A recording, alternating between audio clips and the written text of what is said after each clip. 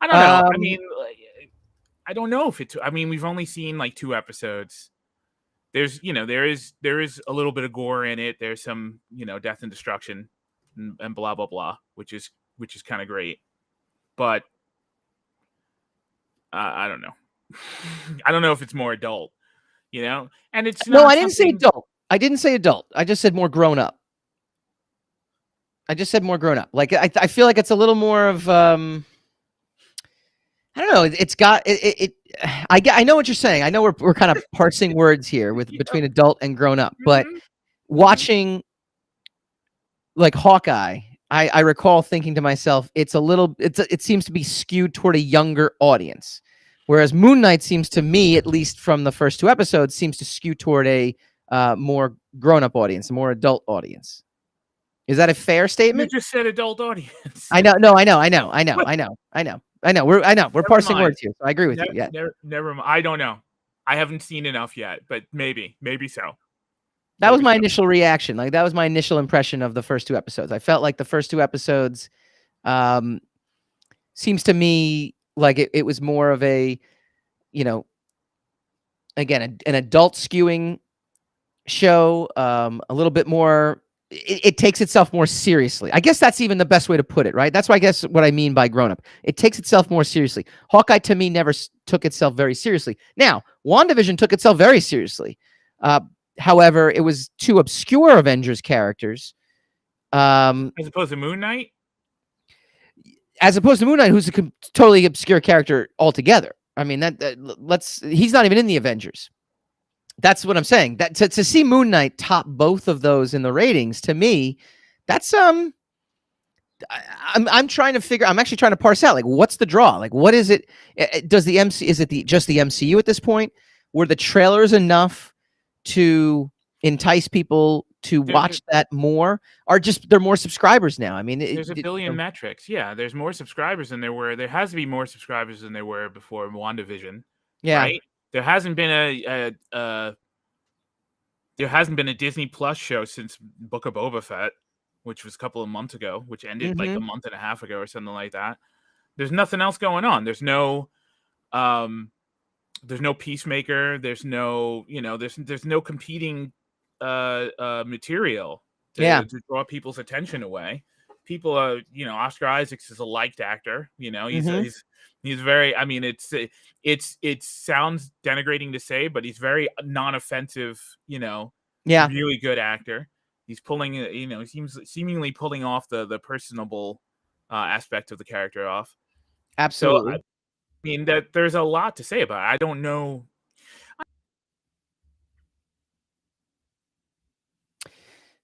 I don't know about more adult and not adult because people are getting shot and killed in Hawkeye. Yeah. Yes. Well, but in a comical way, right? It was almost All right. No, I don't agree. Whether it's getting comical or not. shrunk and then an owl takes him up. I mean, that's very cartoonish. This seems to be a little bit more, mercenaries and of that ilk. I feel like is I don't know. I feel like there's something to that. I feel like there's some element to it. If I was to give you the streaming numbers, and you probably can already dissect this because I think we talked about this enough. If I was to give you the streaming numbers of the previous MCU series, 5-day premiere viewership, what would you rank the 5 in a row? Where do you think they would fall?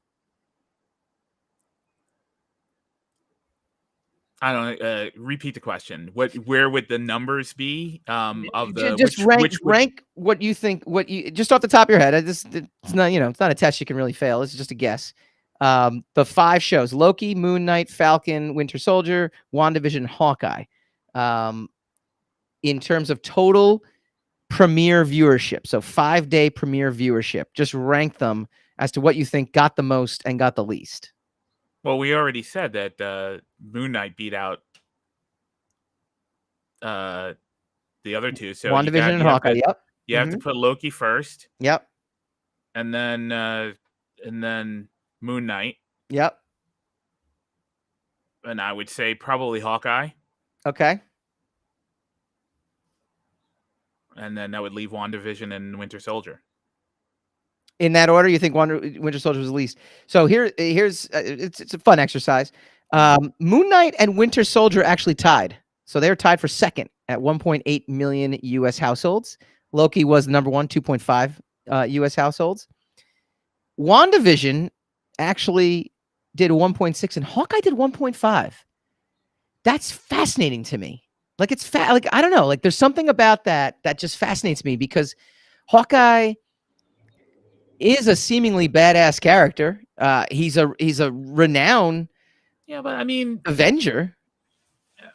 He's niche though, like if you put a Captain America in one of those shows, he's gonna outdo almost all of this stuff. Like Loki is the highest profile character that they gave a show to, and his numbers reflect it. So it's an easy one, right?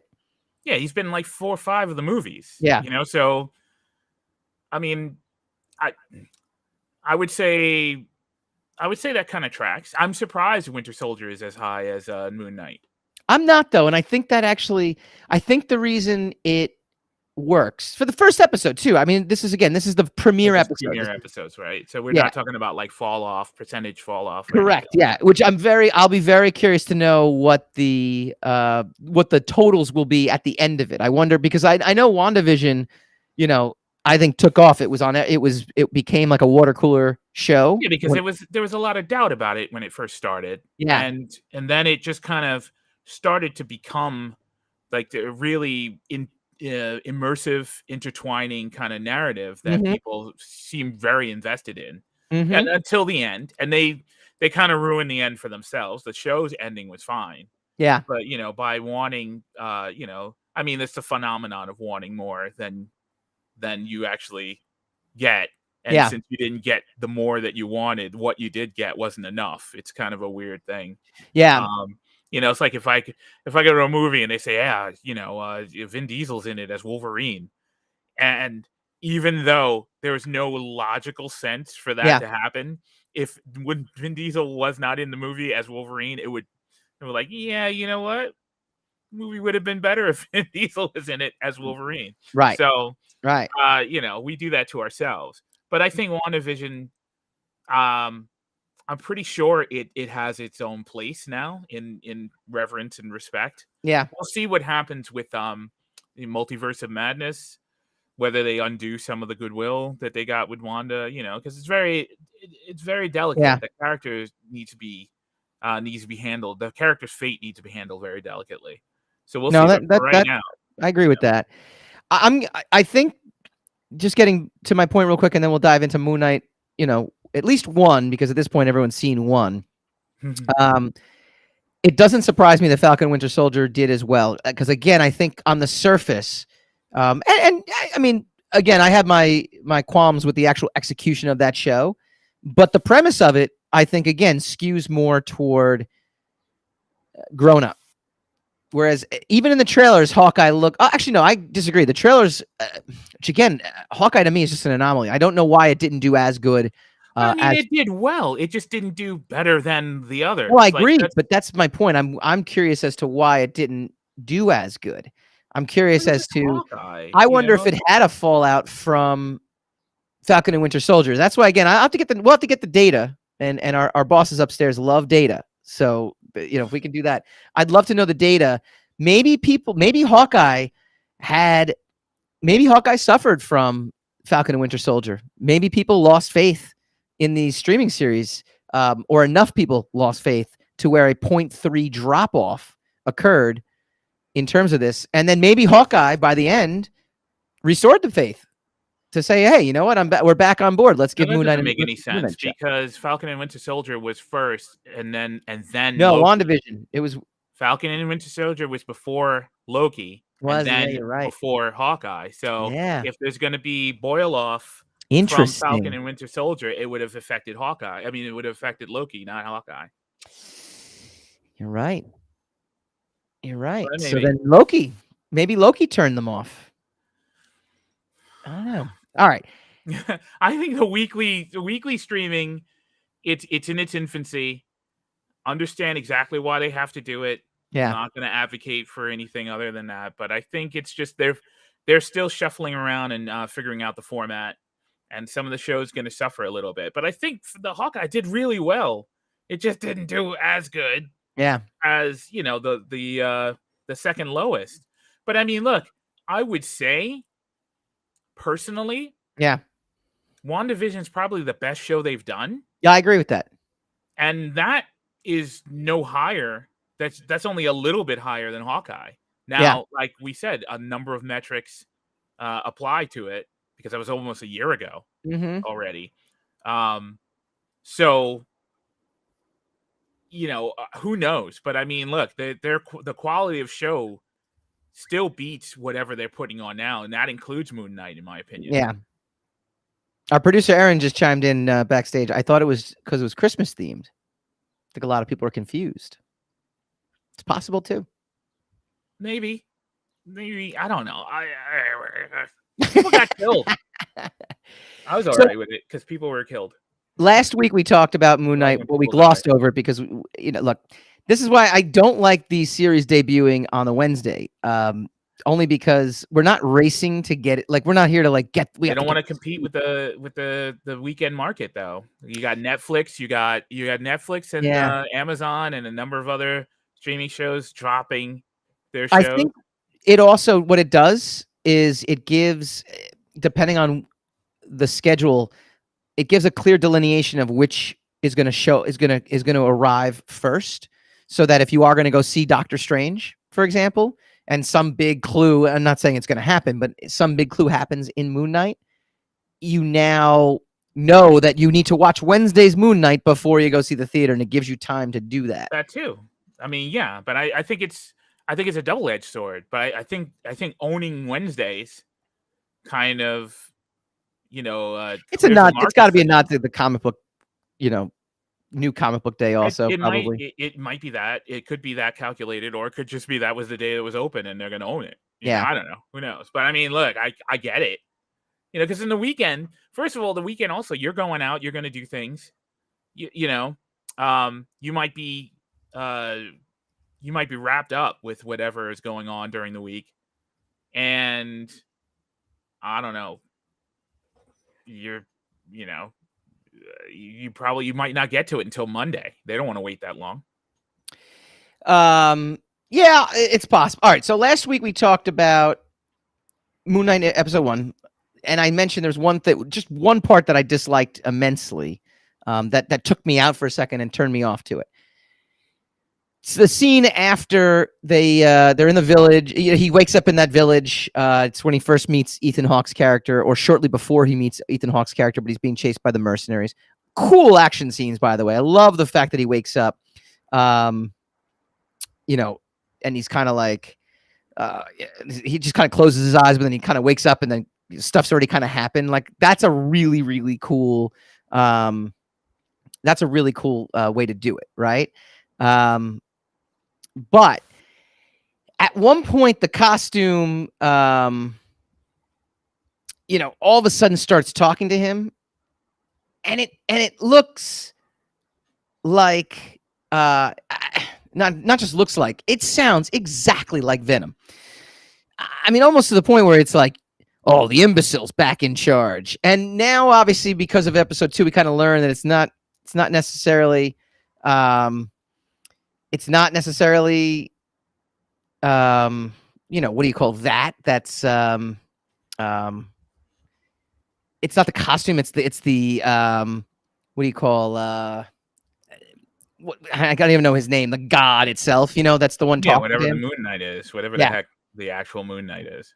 Yeah. And now, what the sad thing is, I don't know the comic book really well, so I don't actually know the story of Moon Knight, and I did not take the initiative to look it up before the show, because I figured, okay, the show's going to come on, so I'm going to be able to like experience it like all the other noobs, and and see whether or not it works for me. Right. So I actually have no clue what's happening. Yeah, I have no clue what's happening. I will say one thing. Yeah. I don't really like the Moon Knight costume. No, I don't. I agree with you. I don't think it's great. It's not very impressive looking. It looks like a guy in robes and it's all white, and it's and he's got white eyes. It's like there's nothing very capturing or interesting looking about it. Now, it is Do you know what the funny thing is? I think his very costume, comic book accurate, Slur actor, yeah, costume accurate, right? but it's not doing much for me in the awesome factor.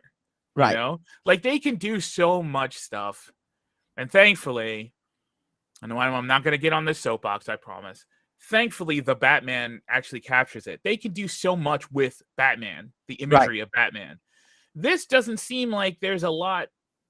I'm sure I'll be proven wrong as the shows go on, but there doesn't seem like there's a lot to do with it. I mean, there's not a lot they can do to make that look. It looks interesting, but it doesn't look.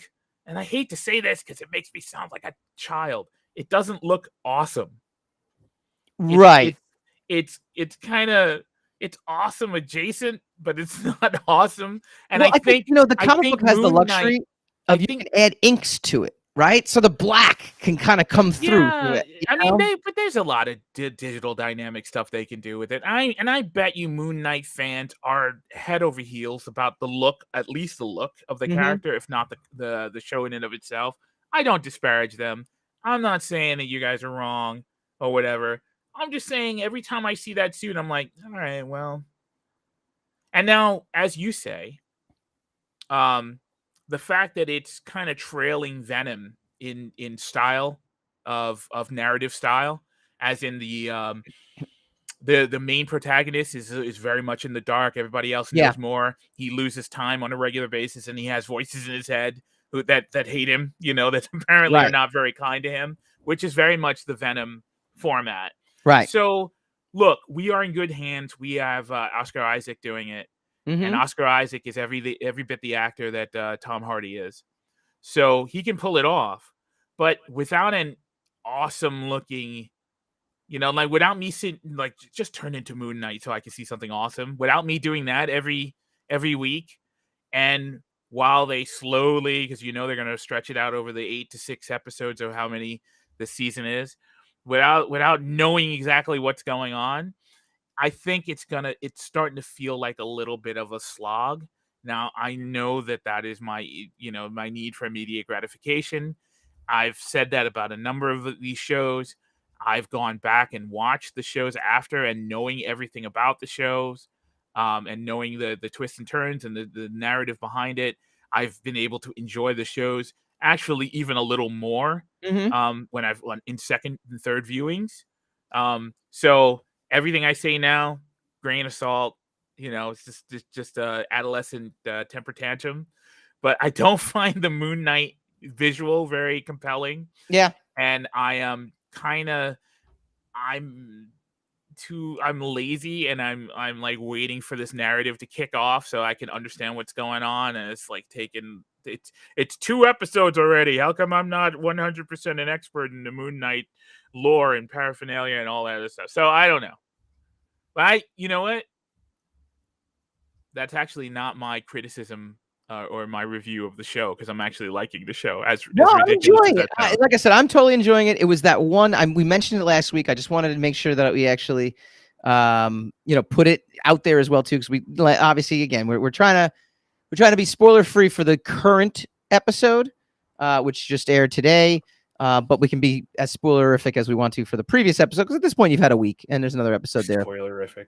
Yeah, we had to tone it down for Darren last week, because that's true. Darren came to the show without doing his homework. I know. So I know. that was Darren's fault. But yeah, anyway, I'm enjoying it so far. It's good. So it's compelling. It's good. It's well done. It's Marvel. It's at Marvel's quality. So far. Ethan Hawke too, it seems to be a very formidable adversary, and without getting into too much detail, because you do get to learn more in episode 2 about him and his place within the mythos of everything that Stephen Grant / Mark Spector is going through. Right. He seems to really have taken to being this villain. I don't necessarily picture Ethan Hawke as a villain. I think my favorite Ethan Hawke thing is Gattaca. Gattaca is my favorite Ethan Hawke vehicle. I love that movie. There's something about that movie that where I'll always remember too. It's like when he's talking to his brother and how his brother always beats him, or how he always beats his brother in the swimming races and stuff. And it's because he's like, I don't save anything for the trip back. I find that very inspiring. If you remember the movie at all, do you remember? Yeah, I Gaddick? remember. Yeah. So there's something about that line and that movie, that film. I like. That's my favorite Ethan Hawke vehicle. Mine is Training Day. Oh, yeah. Okay. That's an incredible movie. That movie did really well, was critically acclaimed, and I still think that movie is underrated because it kind of faded back into the scenery as quick as it came out. And Ethan Hawke's performance in the film is impeccable. It's really well done. So all right, yeah, he had a lot of weight to carry in that movie because Denzel Washington could just chew scenery. Well, he's a force. I mean, he's a force. And all he had to do was really just be. He went against his type because Denzel's a squeaky clean guy, and he was the villain in the piece.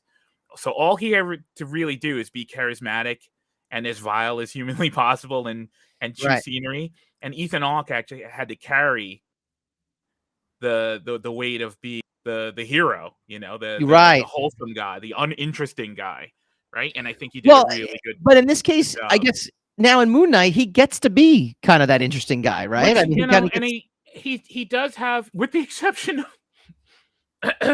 with the exception of Valerian, but I don't know what he was doing in that movie. He kind of has a very calm menace to him in Moon Knight, and I think that really works because there's a lot of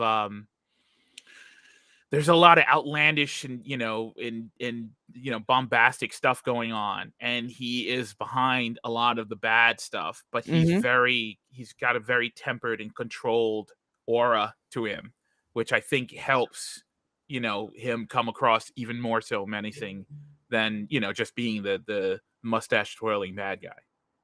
Right. No, I agree with you 100%. I think like I said, I think he's definitely. I'm a fan of the Hawks. I like Ethan Hawke and Maya Hawke from Stranger Things, and and Mrs. X Hawke, Uma Thurman. So it's I'm a fan of the whole family. I'm good with the Hawks. Yeah, I'm with you as well. All right, what do you guys think? Did you like Moon Knight 1 and 2? Are you as surprised that it is doing as well or did as well? Being it's a no name Marvel character. Give us your thoughts. Put stuff into the feed. We will obviously comment on it and respond to you as we are going along. Coming up next, we're going to dive into the other Marvel content that was released, or quasi-Marvel content that was released this past Marvel adjacent. I'm going to tell you whether or not it's worth seeing. We are going to react to Morbius when we come back.